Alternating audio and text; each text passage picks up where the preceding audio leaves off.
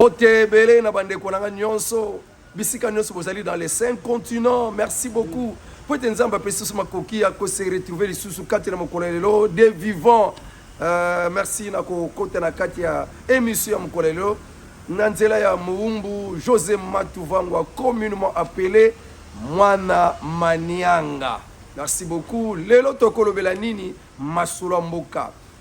Arrivé ya Ushikiwabo. Est-ce qu'Akoya te pour déjà conférence de presse et les kaki na porte-parole du gouvernement alobi que Mushikiwabo ananzela pe akozala na sous surveillance, sous protection yalikolo. Est-ce que ndenge kaka porte-parole muya ya lobaki yango? Est-ce que kosala mabongo? Est-ce qu'Akoya j'ai la francophonie tokobeta masolo kuna tokende kobeta pe masolo? Il y a indignation, il y a collectif des avocats, il y a famille, il y a Chéribe Okende, va s'indigner, va comméli parquet, procureur au Azakuna, va commélier, pe esuki wanate, yemoko parti ya Katumbi ensemble, pe va s'indigner. Na lolengenini conférence de presse, il y a procureur général près de la Cour de cassation.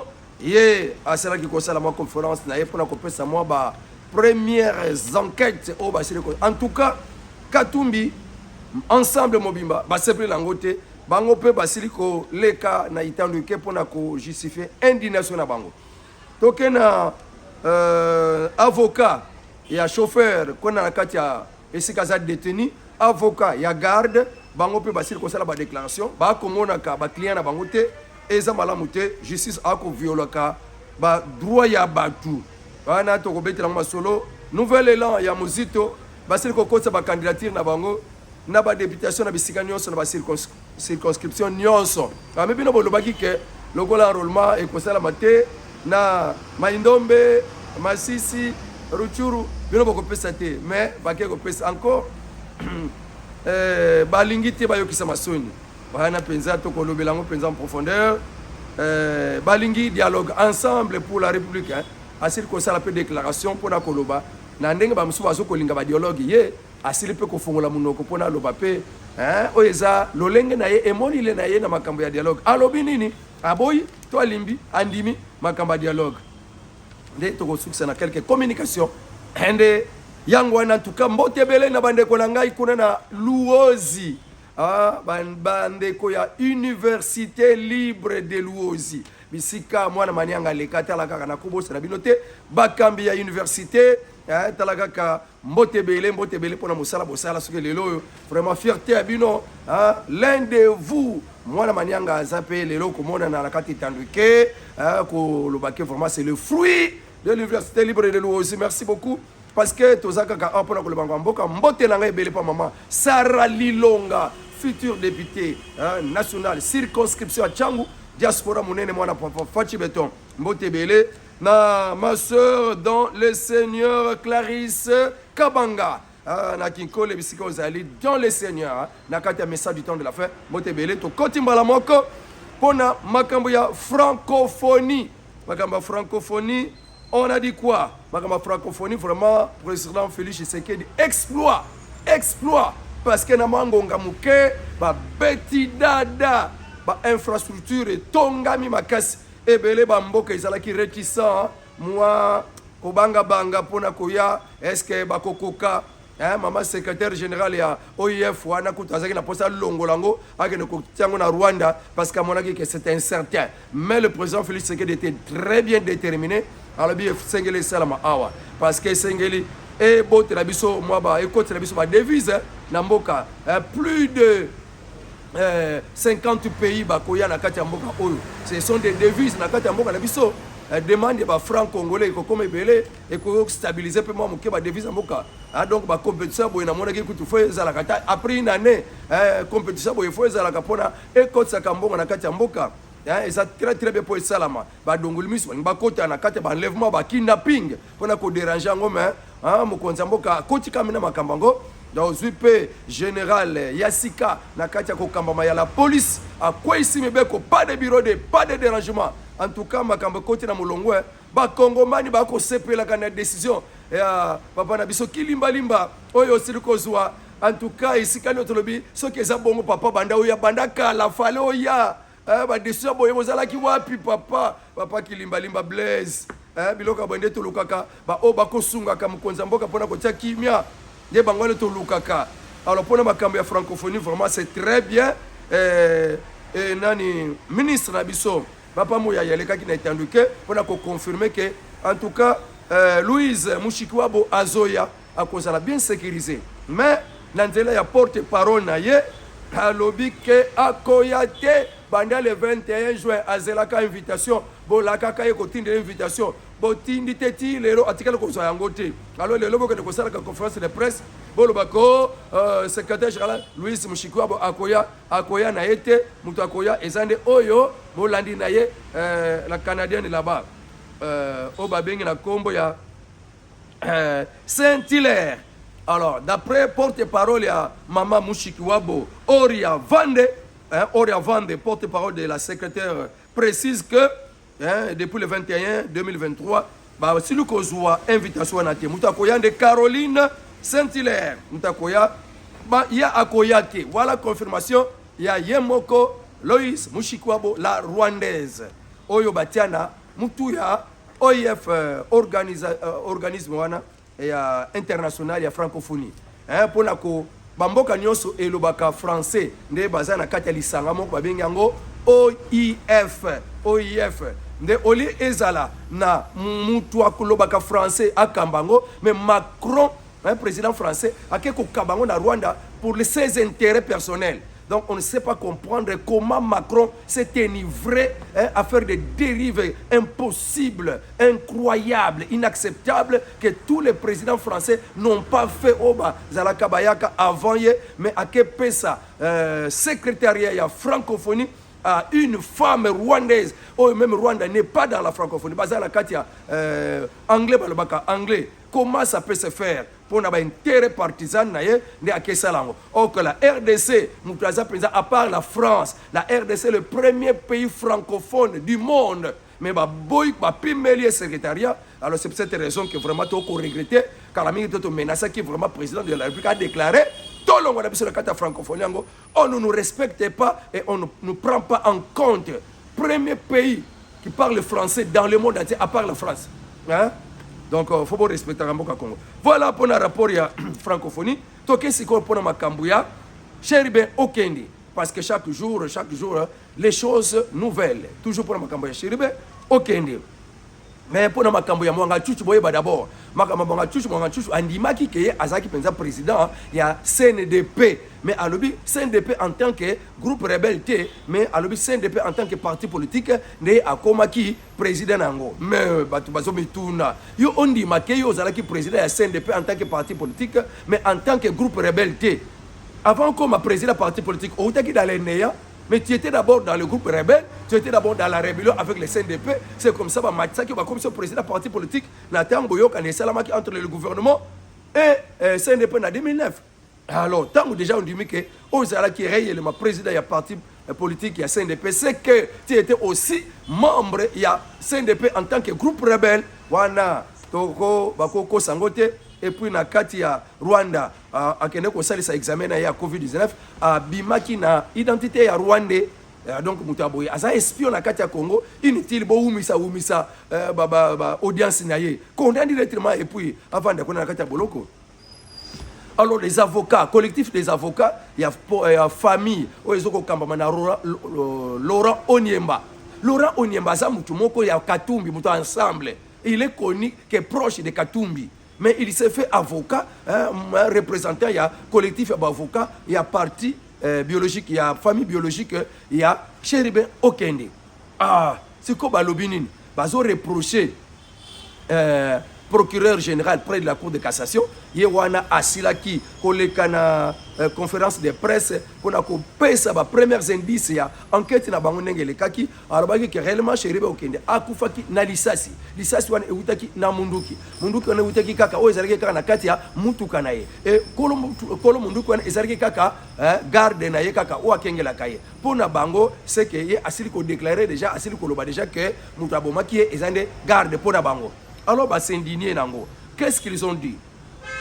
le collectif des avocats conseil de la famille de Chérubé Okende condamne la sortie médiatique du procureur général près la Cour de cassation qui tente, selon eux, à préparer l'opinion, à accepter les conclusions qui sembleraient avoir déjà été arrêtées. Donc, pour nous, papa procureur général a déjà préparé l'opinion na moi rapport na enquête na pour nous préparer l'opinion déjà na makambo bango ba arrêter déjà que mutabomi et ça tel. Donc, va préparer déjà l'opinion. Dans la bateau, bazu penza mutu et baluki bazu penza makoki ya ko condamner ya ko s'indigner liboso na procureur général o azana makoki na ye o azana kata musala na ye. C'est dans son travail aye ba ko pesa rapport parce que batu ba incriminer nanu cour constitutionnelle binomoko l'ensemble. Vous n'avez pas des épreuves, vous étiez de partout et par pied chacun de ci par là. Et c'est qu'il y a Zalaki pour condamner le gouvernement, incriminer le président de la République, incriminer les demi-apes, pour y azamobimi. Bango vraiment prémédité, d'après Ambongo, ils ont crime prémédité, ils ont mort prémédité, meurtre prémédité. Bango nous va déclarer qui le pouvoir en place, alinga éliminer biso, alinga silisa biso. Donc vous avez incriminé. Et ces gens qui sont incriminés, Bangonde, le président a côté bango na kati enquête, ba yeko pesa ba premier résultat. Parce que jamais, quand on est inacceptable, qu'il y a un communicateur qui commence à diffuser la mort de quelqu'un, la disparition de quelqu'un, l'enlèvement de quelqu'un, avant que Moutangoise l'enlever. Ça, c'est vraiment déjà des indices. Ata bozana sonité binomoko pour nakobanako mi tombola. Mais indice wana procureur a pensé et là qui c'est déjà que Moutabomi et zaye. Et alors et ça la bino peleke c'est pour banako s'indigner. Nous nous indignons à la justice. Vous êtes qui? Hein? Accepter les conclusions qui sembleraient avoir déjà été arrêtées. En effet, nos clients, donc la famille biologique, désapprouvent la conférence de presse tenue par le ministère public, présentée par le procureur général près la Cour de cassation, au cours desquelles il fait des affirmations sur la circonstance de l'assassinat de Chérubé Okende qui serait de Chérubé Okende qui serait mort par balle et c'est en absence de toutes les enquêtes de l'autopsie. Ok, ye akena tanduke kwa la conférence de presse kubanda kolobake akufaki na lisasi waneuta kina munduki. Ça ce n'est pas normal pour nako bandako incriminer même procureur wana qui a sali mabe. Vous vous indignez que procureur azopé sa résultat ou déjà arrêté qui. Ça c'est déjà une fuite avant. Tenez-vous calme, vous vendez kimia. Ils sont bangonde baza habilité à quoi ça l'enquête. Bangonde baza na maboko na bango enquête. O bako ya bako sanganana bango. Vous n'avez pas le droit de les calmer la bouche, de les fermer la bouche. Il n'y a pas de l'obaté. Et pourtant que bangonde baza na droit ya quoi ça l'enquête voilà. Donc vous voyez que oyo bimi lokola membre de famille mais c'est un collectif des avocats de Katumbi, c'est un collectif des avocats des ensembles. Dans la déclaration ensemble au monde que ekokani kaka ndenge ba déclarer ndenge pe avocat to batu ya ensemble ba déclarer bango pe balobi nini. Maintenant ça c'est la déclaration de l'ensemble.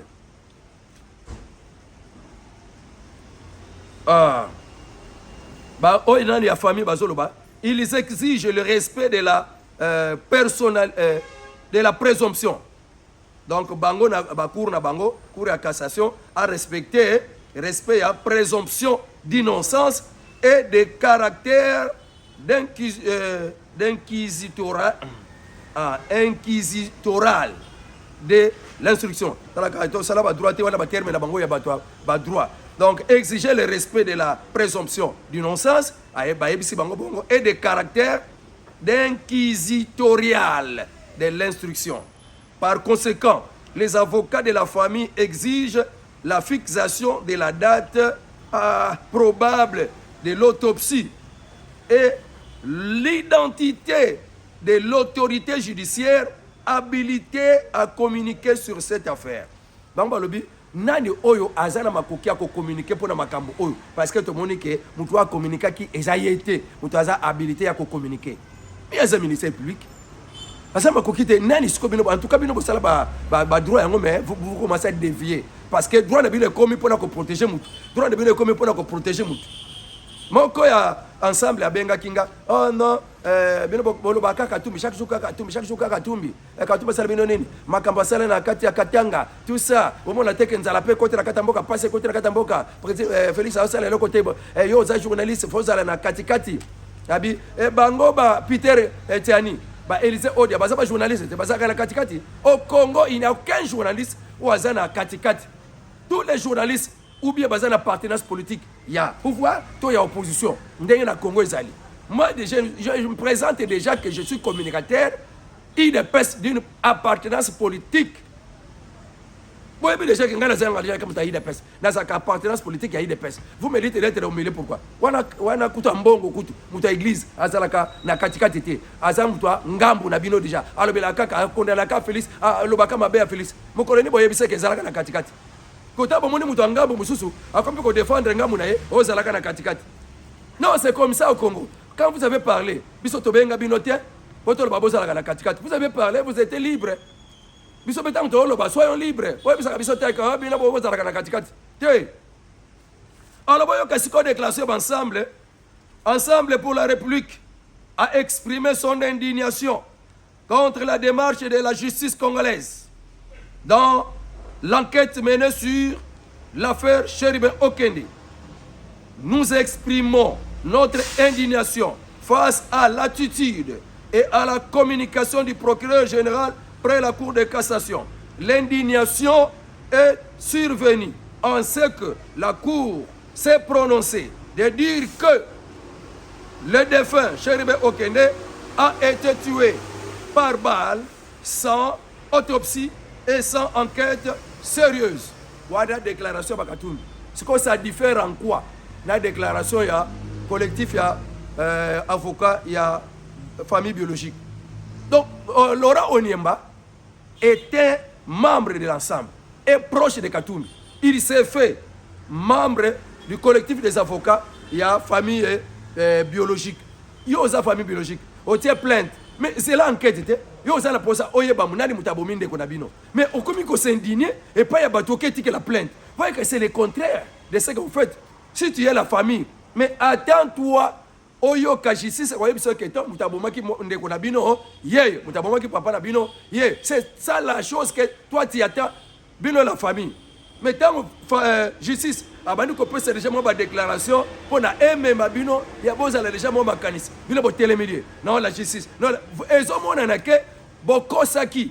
Vous n'êtes pas le collectif des avocats de la famille biologique, vous êtes le collectif des avocats de la famille politique, il y a ensemble. Quand il y a les mêmes déclarations au parti politique à Sali, il y a ensemble, même déclaration au collectif des avocats, il y a famille biologique à Sali. C'est pour dire quoi? Nous sommes dans la défense et la famille biologique.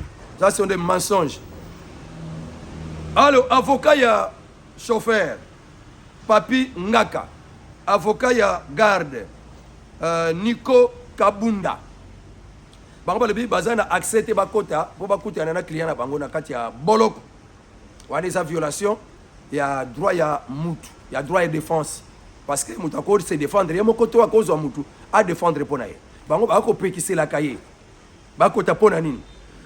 Mais boye bakaka que pasteur Élysée ou azala kapé mutu ba réseaux sociaux na kati ya Fricide a révélé ki makambo que ces mêmes gens qui ont tué Cherubin Okende, ils ont besoin de tuer quelqu'un dans la prison pour ne pas bambelango sous Mokonzamboka. Il a tué les gens même dans la prison. Il commence à tuer même les opposants dans la prison. C'est pour cette raison que banga. Je suis c'est Kobanga. Ton to côté moto bako le côté les poisons. Bako le conseil les manœuvres babo mabatu bazana boloko, balo basu oh, c'est le président qui a tué, c'est la cour qui a tué, c'est la justice qui a tué. Non. Yangwana bako mi komona bako mi kolo barba, nous voulons les rencontrer. On a déjà révélé pasteur Élysée. Pour la carte Fricide, alors que c'est le Rwanda, c'est Kagame qui a orchestré ma camion sur la tuerie à travers l'ensemble de Elokwane Salami. Et bazan la posa baboma, moko na kati ya prison pour balo basusu ketala. Yangwana papa Fachi a monikete. Mais là muto ba na kopesa mo ba liberté provisoire pour ba kosela te. Ba oyo penza ba mona ke non ba sala quand même haute trahison, ba biselele, ba Jean-Marc Kaboun, yango mukonza mo kalubi ba bima. Ba ke no le banda, on se ba ngalo ba baloba. Je m'en fous. mais bake ekosala nga so makambo te ke o nga nabomi prisonnier moko. Voilà, Jean-Marc Kabunda aza déjà libanda liberté provisoire asi na même biselele kutu biselele mbala moko tanga bimi ba sextape na ye mitakala na ye bimi. Ça c'est condamnable, hein? Ce n'est pas bien. Pointer qui du doigt Aner et d'ailleurs Akage avec Moutanda, côté balobi que non, justice ça la banquette pour na koluka, makambo nyonso wana e uti wapi soni tata mobimba, ba la saka mutakala na ye surtout ni malédiction na katamboka. Na katamboka. Wana le toleki nouvel élan balobi to pesi ba candidature na député national na bisika nyonso. Bébé boloba ki boko pesa candidature te. Balobi loko to sali bongo pona bato bakoloba kaka musito azanga kimbongo yango wana kaka aluki raison. Alors pona to boya biloko wana baba mbela biso ke to zanga kimbongo yango kaka to tiki kaka nyonso marqué que seni alandi makambo na biso to lingaki te asala mais to ke kaka ko accompagner na kata processus oyo to pesi ba candidature na biso to lingi te lobi baloba ke bazanga kimbongo yango ba pesa kite. Donc tokima ki ba maloba nyonso wana d'après secrétaire général na bango o babengi na kombo ya Blanchard Mongomba. Wana eza maloba ya Blanchard Mongomba. Alors tobi ke batu bazoko luka dialogue CLC aluki dialogue Mukwege aluki dialogue CAS Commission africaine pour la supervision des élections aluki dialogue Balusha basenga ka dialogue parce que une semaine de réunion en Europe na Bruxelles pour na ba communauté internationale ba oyo bazolinga mboka Congo et kota kaka na kati ya dialogue ya transition ba ko se retrouver sous soute bazoko se retrouver sous soute or que Macron alobaki que là où nos intérêts ne sont plus vraiment sont menacés ne sont plus respectés nous devons combattre pour imposer que réellement ba intérêt biso est vraiment au rendez-vous. Alors pona komona ke makambo yo simba te na kati ya République démocratique du Congo ba sengi dialogue pona bakende et même bango na transition oyo comme na 1+2 to lobela ke on a émission passée hein biloko wana ko simba te parce que tozongisa so bato bakabili tozongisa so bato oyo ba ko mema ka insécurité ba kana yango bango moko ba so mema insécurité pona toyina régime à président Félix Tshisekedi kaka bango wana bazo sala yango pona ba zonga na kati ya bokonzi. Le pays dans 5 mois, donc déjà une élection, on n'a plus besoin. Il y a déranger mboka, insécurité dans mboka pour na fin, intérêt na bango politique, mabumu na bango et que le peuple continue à souffrir. Non, en tout cas population peut na micro balader, boya ki na bango eloko wana balingi toke de élection 5 mois, sanctionner le président Félix Tshisekedi par les élections si réellement il a la majorité. À l'écart, ceux qui n'ont pas de majorité, à quoi Ouaza makasi ayebika réellement ngana za makasi président Félix Penza azosala eloko ta memi mboka na nzala alors sanctionner par les élections mais failli le coup mutalebika ngana kopesa te na kota te parce que loko ezoko mema ebi misakaka président Félix Tshisekedi mais amema batu samedi le 29 na kati ya marche pour exiger bakende kosala audit pa ya ba mindele so qui était salamité alors batu baboye ba élection mais yo lobi ke ngala kokota na ngati eloko ni etindi okende koboye okende kokota suko lobela suma comme élection donc ils ont l'accès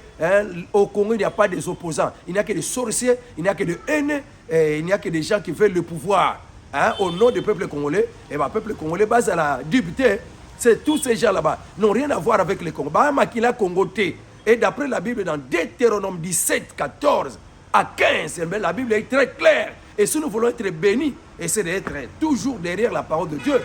Quand vous serez dans le pays que je vous ai choisi, si vous voulez avoir un roi, un président, il faut chercher quelqu'un de vous, de votre sang, pas un étranger. Ça, c'est une recommandation. Comment les gens qui n'ont pas vraiment de sang du Congolais, qui ne imposer basé à un étranger. Tout ça, c'est la communauté internationale qui ont voulu toujours avoir la même mise sur le Congo, dicter président de la Congo pour avoir intérêt à minerai. On dit quand est-ce que le Congo va aller exploiter l'or qui se trouve sous le sol français? Il y a une européenne. Mais toujours, ce n'est plus le temps de la colonisation. Vous nous avez déjà donné l'indépendance. Pourquoi toujours mettre vos mains sur l'Afrique? C'est pourquoi l'Afrique, comme dans le pays BRICS, BRICS pays ont monté en puissance. Le dollar nous a beaucoup dérangé. Les Européens, avec votre monopolaire, régime monopolaire, nouvel ordre mondial monopolaire, que c'est vous qui devez être au-dessus, dominer les autres, freiner, bloquer les économies des autres. Ça, ce n'est plus ça. BRICS et BIMI, to wana BRICS koyo Brésil, Russie, Chine, Inde, Sud-Afrique baza wana sikoyo pona koyeba na kozwa mbongo monnaie ya sika afin que to faire face na dollar parce que dollar est comme ça ba pays lokola sous domination ya Amerika mais bango bazoya na mbongo mususu ya sika yango wana penza ezosala ke lelo oyo bato bakoma kosepela mbongo mususu ko faire face na dollar ya ba banque mususu ya pona ko faire face na OP ya ba FMI na ba FMI Fonds monétaire international na Banque mondiale. OK. Bango bazilingi kaka nani biloko na bango ya dialogue. OK, Belgique a rejeté de nani ambassadeur wana Karega a rejeté Mobomi azamuta sur te ko na Belgique. Vraiment félicitations na Belgique. Baboy ko pesa accréditation et pas ya papa o to bengala kiawa. Karega Vincent. Baboy ko pesa la ye. Silvano Kasongo alobi ke ngana boy kozonga na Congo te na kimi pete naza na inde pona problème ya santé soki esili na kozonga esika l'état atindi ngai na chikapa na koboya te naza apolitique biso ba police za apolitique naza mutu ako vivre na ki récalcitrante naza indiscipliné te na kozonga soki état na nga santé comme bien na kokende tisika mbula matadi etindi ngai Herman Cohen sima koyoka komona ndenge basoda batambolaki na Kinshasa Lubumbashi Kolwezi alobi ke non président Félix Tshisekedi a penza lokola tortue akosalaka makambo lokola na malembe lokola zoyeba te lokola mutu moko bakosakanela mais tango ayaka kozwa décision bato nyonso bakangaka minoko c'est pourquoi communauté internationale toyebaka to comprenaka nature ya papa oyo te alors il est comme une tortue qui cache sa vraie nature. Observez bien sa façon de faire les choses. Il est juste ingénieux. Il gagne du temps, mais quand il sort sa tête, il frappe et il vous laisse dans une confusion totale. Un civil ne peut jamais organiser l'armée de telle manière qu'il sait qu'il joue aux victimes. Mais en réalité, c'est un gagnant. C'est ça même l'inquiétude de la communauté internationale, car jusque-là, on ne maîtrise pas encore bien sa nature. Wanande Herman Cohen, merci beaucoup pour na tokomi déjà na suka ya émission na biso mokolelo sommet Russe-Afrique ezali mais président Félix a okende soute pour na ko respecter milulu ya jeu ya francophonie ba mboka beli Afrique ba kena bango déjà na kati ya biloko wana ya sommet Afrique malgré États-Unis a bloqué bango zo freiner bango et ba lebi to okende kaka. Merci, avec Dieu nous ferons des exploits. Numéro de téléphone plus 243 89 92 51 866. Au revoir et à la prochaine. Yata manianga ukuluve ni mbote bampangi kumanianga mbote zeno za zingi. Au revoir.